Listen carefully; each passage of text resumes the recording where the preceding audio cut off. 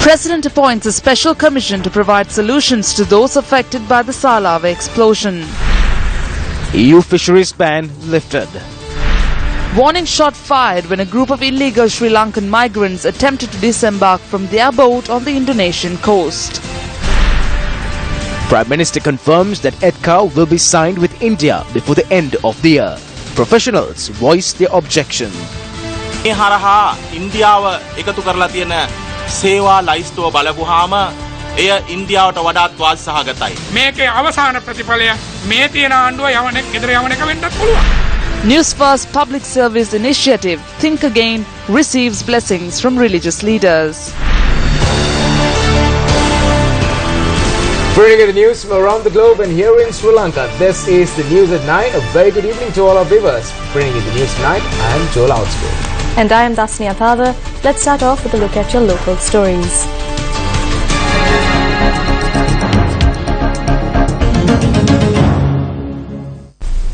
The President has appointed a special committee to provide relief to the people that were affected following the blast at the Salava Army camp in Koskama.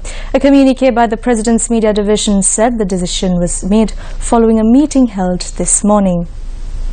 President Maithripala Sirisena presided over a special meeting this morning to discuss ways of providing immediate relief to the people who were affected by the unexpected explosion at the Salava Army camp. Finance Minister Ravi Karnanayaka, Minister of Disaster Management Anur Priyadarshini Yappa and Minister of Science and Technology Susil Premajayantha were appointed to the committee that was set up by the President to provide immediate relief to the affected people. The communique by the President's Media Division notes that the President had instructed the committee to coordinate all necessary relief measures until the lives of those affected return to normalcy. The European Union has decided to lift the ban on fisheries exports from Sri Lanka.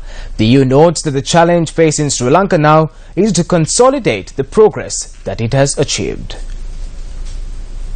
An event to mark the lifting of the EU ban on fish exports was held in Vattala today under the auspices of the Ambassador of the European Union, David Daly.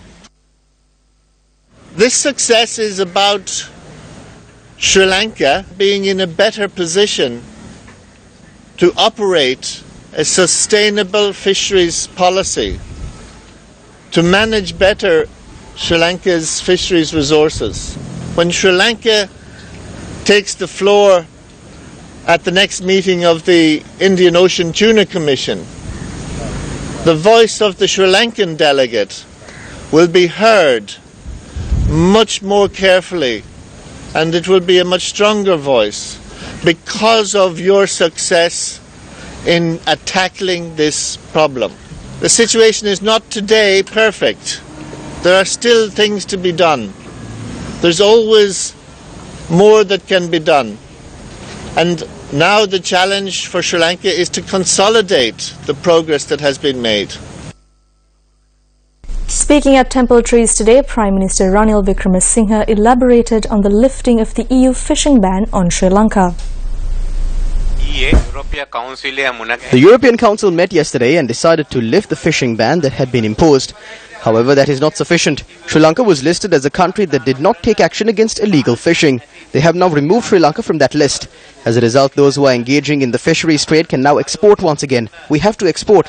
When we increase exports, the fishermen will receive more money. The good governance government of Maithripala Sirisena has been created to bring money into the hands of the people. Maithripala Sirisena The Prime Minister expressed views regarding the Port City project. We are going to enter a new agreement with the China Harbour Company regarding the port city. We will not give full ownership to anyone. We will provide the lands to develop it in long term, as we said before. This will not be a port city but a financial city. We are holding discussions with regard to using this for financial activities, trade activities and legal activities, closing the gap between Singapore and Dubai. We hope that we will be able to reach this agreement by August at the very least. අවස්ථාව ලැබේ කියලා. Views were also expressed on the ETCA agreement that is to be signed between Sri Lanka and India. ඉන්දියාව එක්ක දැන් ආර්ථික හා We are holding discussions with India pertaining to the Economic and Technical Cooperation Agreement. We hope that we will be able to sign the agreement by the end of this year. We are also holding discussions with India to develop the oil tanks in Trincomalee. This will be a joint venture between the Indian Oil Company and the Ceylon Petroleum Corporation. ඉරෙන් අදිරයට ගිහින් සම්පූර්ණ ප්‍රයෝජන ලබා ගන්නට අපි ක්‍රියා කරනවා. Still on a headline-making story, a number of professionals convened a media briefing today to express their opposition against attempts being made to sign an agreement with India. Proposed Economic and Technical Cooperation Agreement, which is to be signed with India, is commonly referred to as ETCA. It is the opinion of professionals that the agreement could open up the job markets in the spheres of information technology, health, telecommunication services, insurance and banking services to Indian nationals. The professionals who convened under the stewardship of the Government Medical Officers Association outlined the importance of creating a national policy prior to signing the ETCA agreement. Together, they signed a document highlighting their proposals. අපි අරන් තියෙන ණය ප්‍රමාණය හැටියට අපිට වාරිකය ගෙවා ගන්න. Based on the amount of loans we have obtained, we are in a helpless situation where we cannot even pay the loan installments. We understand that all political parties that rule the country are responsible for this situation.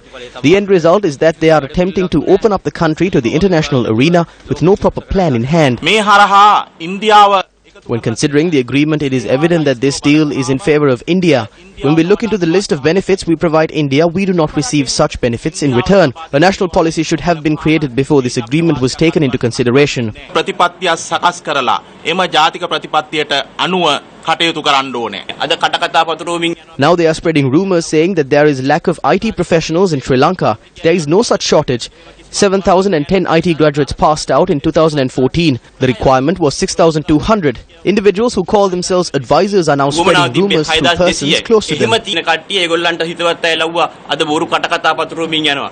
දැන් අපි පෙන්නලා දෙනවා. When we show them the reality of this agreement, they remove all such contents and hand over the cover to us and ask us to sign the ETCA.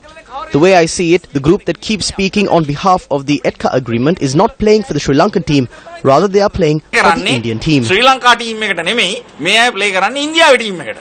අපි උත්සාහ ගත්තේ මේක We attempted to resolve this issue through discussions. However, it seems we will have to take our battle to the streets.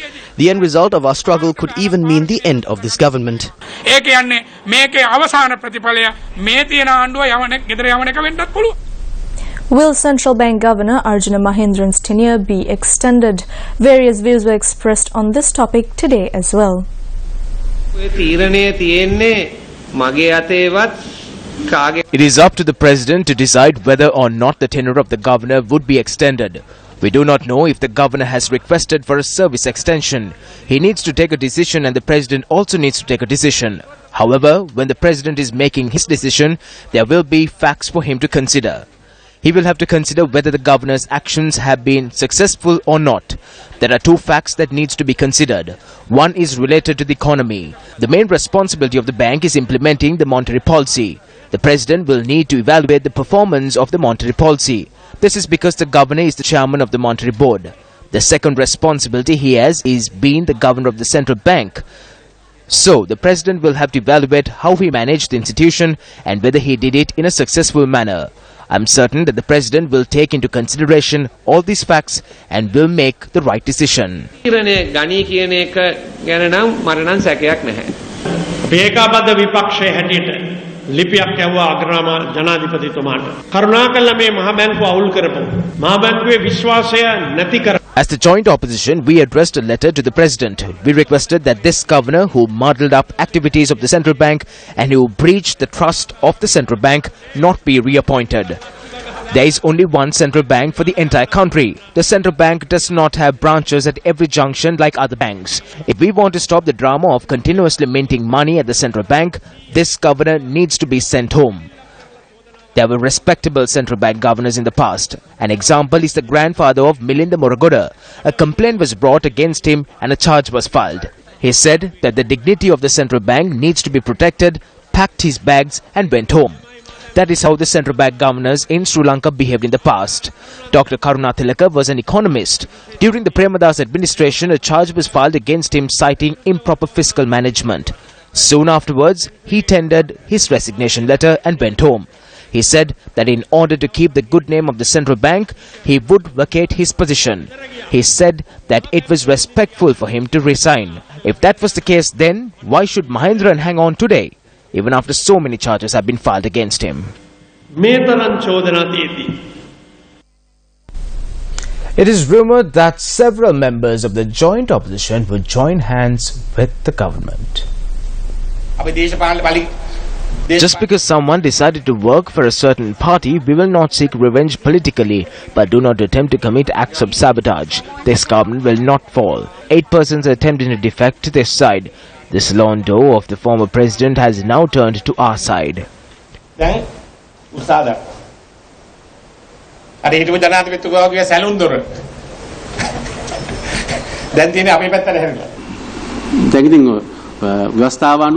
According to the constitution, the government has reached its upper limit on the number of deputy ministers and state ministers that can be appointed. There is a possibility of appointing 2 cabinet ministers. It can be done. We could decide not to as well. Is this offer open to those defecting from the joint opposition? Let them join. A government will be created with those affiliated to us.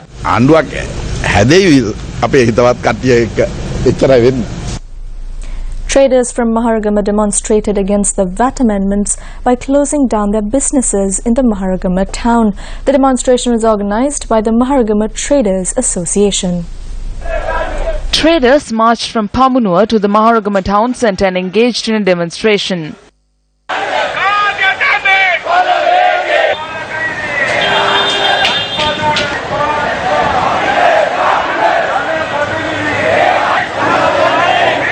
Many stores in the Maharagama town, including those in Pamunua, were closed during the protest. Heavy traffic was also reported on the high-level road due to the demonstration.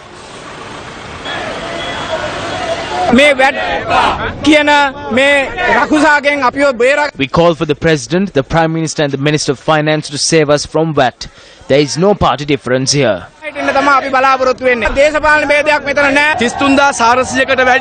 Business that generates over 33,400 rupees are subject to a 15% VAT.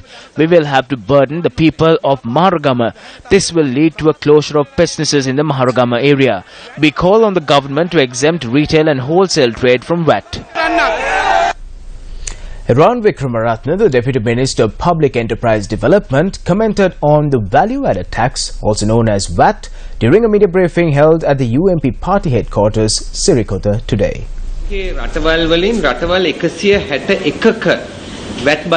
VAT exists in 161 countries in the world. It is accepted amongst the economists that VAT is the growth tax. A decade ago, the importance of VAT was undermined and tax revenue was collected using various taxes. The direction of our policy is to make the tax system simple. We will keep VAT and make sure that all other taxes are reduced. When VAT was imposed on goods and services that were exempt from it, the people faced an issue. We will reassess the VAT imposed on health services.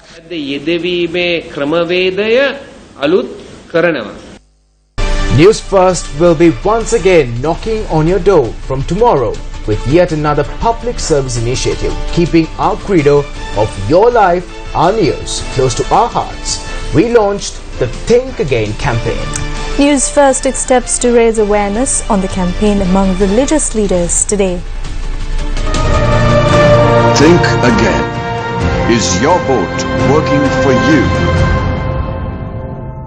A Newsfirst team called on the Chief Prelate of the Malvadu chapter, Most Venerable Tibbatuave Sri Sumangala Thero, and handed an epistle containing the details of the Think Again campaign.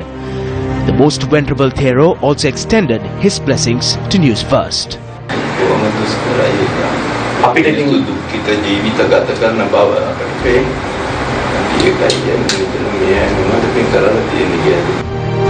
Another Newsfirst team arrived at the Askiri temple and handed an epistle to the registrar of the Askiri chapter, Venerable Dr. Madagama Tammananda Thera.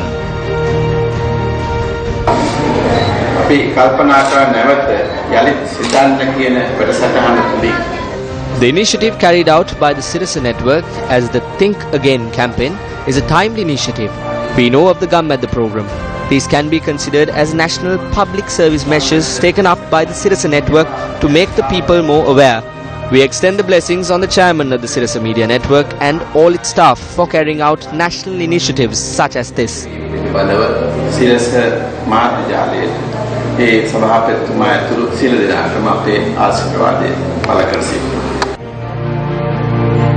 An epistle containing the details of the Think Again campaign was hand-delivered to His Eminence, Dr. Malcolm Cardinal Ranjit, the Archbishop of Colombo. We commenced another island-wide campaign titled Think Again. We are here to inform you about this campaign.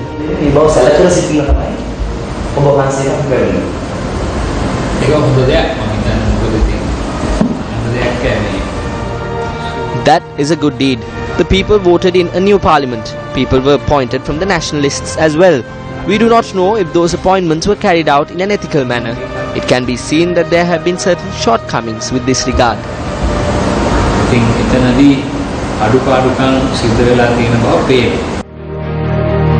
Hindu religious leaders were informed of the campaign at the Thirunyana Sambandha Adinam in Nallur, Jaffna.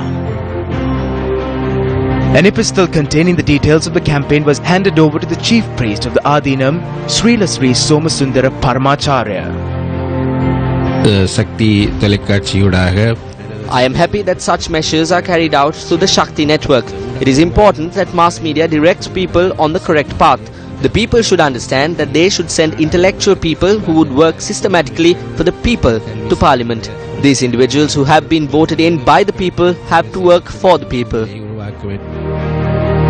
Islamic religious leaders were handed with an epistle containing details of the campaign at the Mohindeen Jummah Masjid, which is considered the main Jummah mosque in Puttlam. On the 1st of August, we embarked on the island-wide Think campaign from the Newsfirst head office in Colombo. Our objective was to educate people and request them to think before voting in public representatives at the parliamentary election. After you chose your representatives, we travelled through villages and the towns across the country with the Come at the Door-to-Door campaign. Together with the University of Peradeniya, we compiled a comprehensive report regarding the plethora of issues that you face, be it in a village or a town.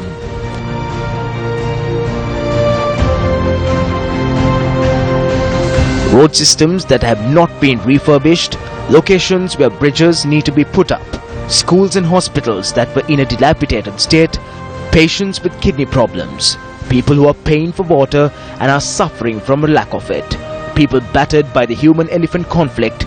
These are just a few of the issues we encountered during our nationwide journey, and all the issues are analysed through our report.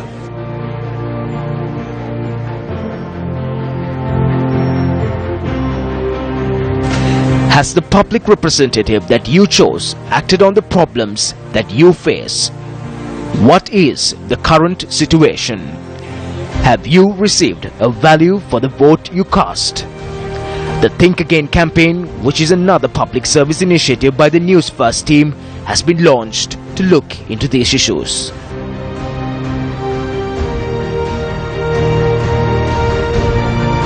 You can follow the progress of the Think Again campaign and share your views through the Newsfirst SL Facebook page as well as our Twitter handle at NewsfirstSL using the hashtag #ValueTheVote. One of the penalties for refusing to participate in politics is that you end up being governed by your inferiors. Plato.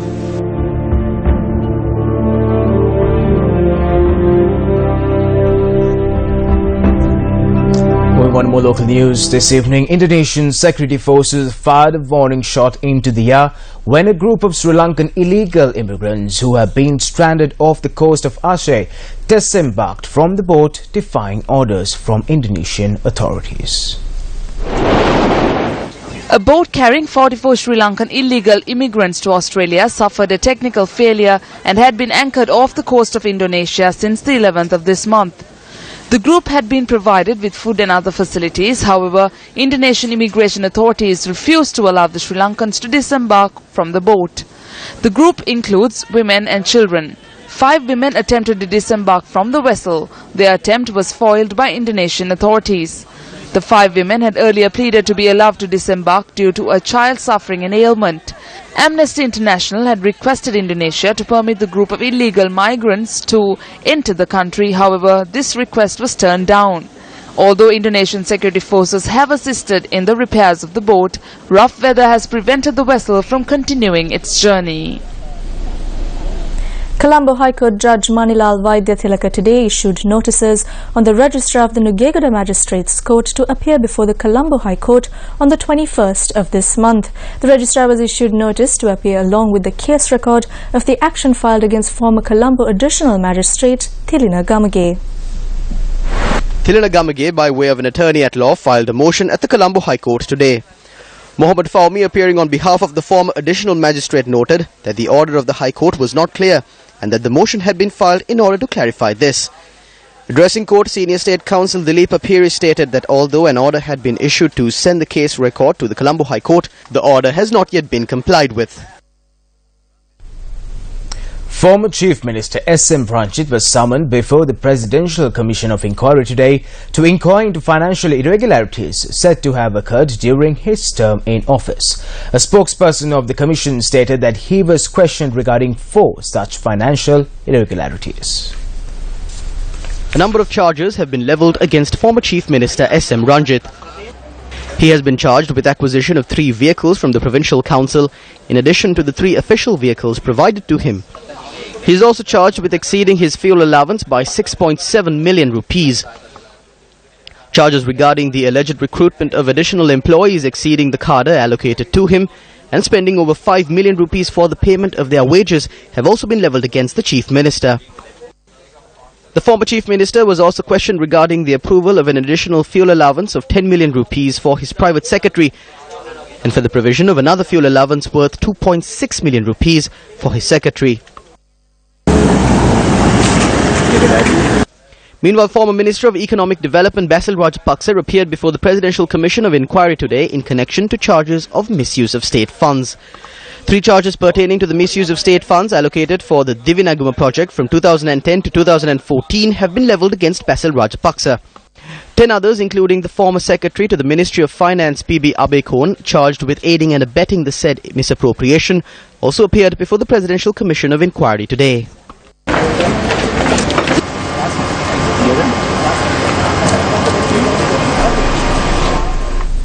The refurbished building at the Senapura Suranimara Primary School in Lunugambehera was handed over to the students today by Minister of Housing and Construction Sajith Premadasa.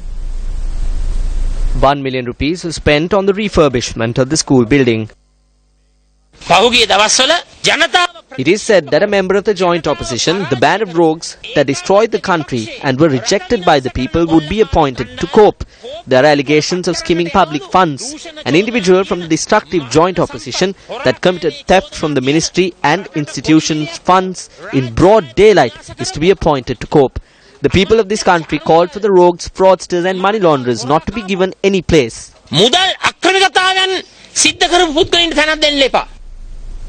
The British High Commission in Colombo celebrated Her Majesty Queen Elizabeth II's 90th birthday last evening. Born on the 21st of April 1926, Queen Elizabeth II is the longest reigning monarch in the British history. This year, the Queen's official birthday was celebrated on the 11th of this month at the Windsor Castle. Guests including religious leaders, parliamentarians, representatives of the international community and civil society, and businessmen attended last evening's event. And one of our highest priorities in the High Commission has been and will continue to be work we are doing with the government, with Parliament, government agencies, the armed forces, the police, journalists, civil society organisations and many others. We know too how much more needs to be done. We know that getting this right and winning nationwide public support and maintaining confidence will need sustained and determined leadership. We will continue to give our support.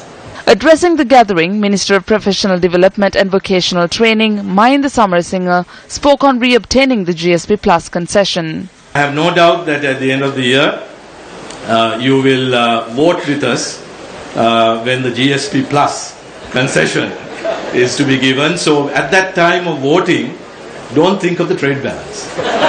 Forget the trade balance.